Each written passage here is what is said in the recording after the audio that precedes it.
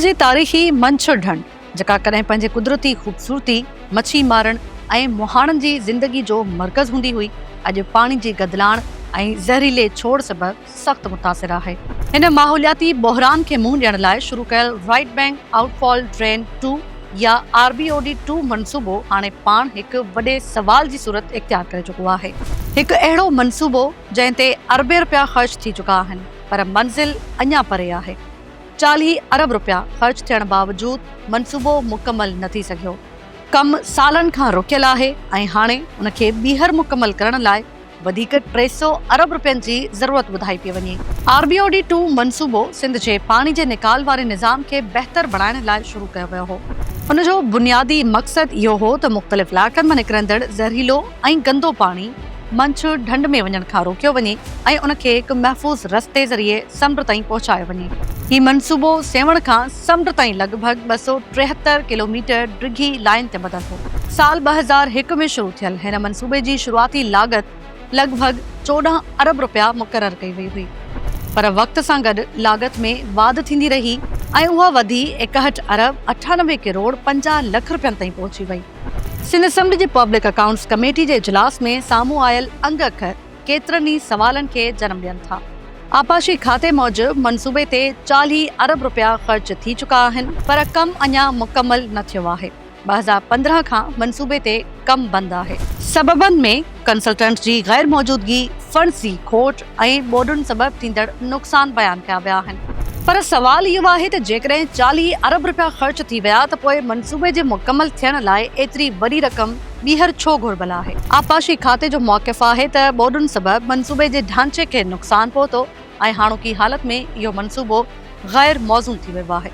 आपाशी खाते जे सेक्रेटरी ज़रीफ़ खेड़ो मूजिबि मनसूबे खे ॿीहर बहाल करण लाइ हाणे लॻभॻि 300 अरब रुपया घुर्बल हूंदा।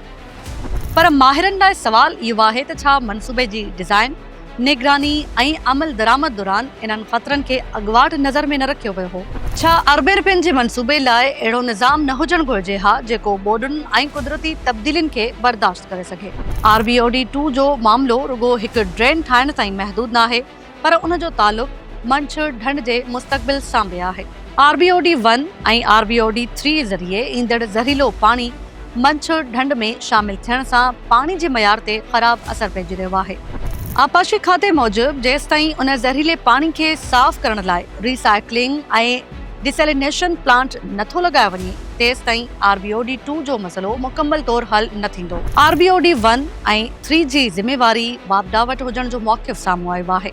आपाशी खाते जो चवणु आहे त वापडा खे मंछर ढंढ खां अॻु रिसाइक्लिंग प्लांट लॻाइणो आहे, तॾहिं त हिन मामले ते वापडा सां ॿीहर ॻाल्हियूं कयूं वेंदियूं। पर सवाल इहो बि आहे त जेकॾहिं इहा ज़िम्मेवारी केतिरनि सालनि खां वाज़े हुई त पोइ अॼु ताईं मुस्तक़िल हल छो न निकिरी सघियो। पब्लिक अकाउंट्स कमेटी जे चेयरमैन निसार अहमद खोड़ो इजलास में सख़्तु सवाल उथारिया। हुन चयो त जेकॾहिं हुकूमत RBOD2 मनसूबे खे बंदि करणु चाहे थी त उनजो वाज़े ऐलान करे, ॿी सूरत में कमेटी जवाब तलब कंदी रहंदी।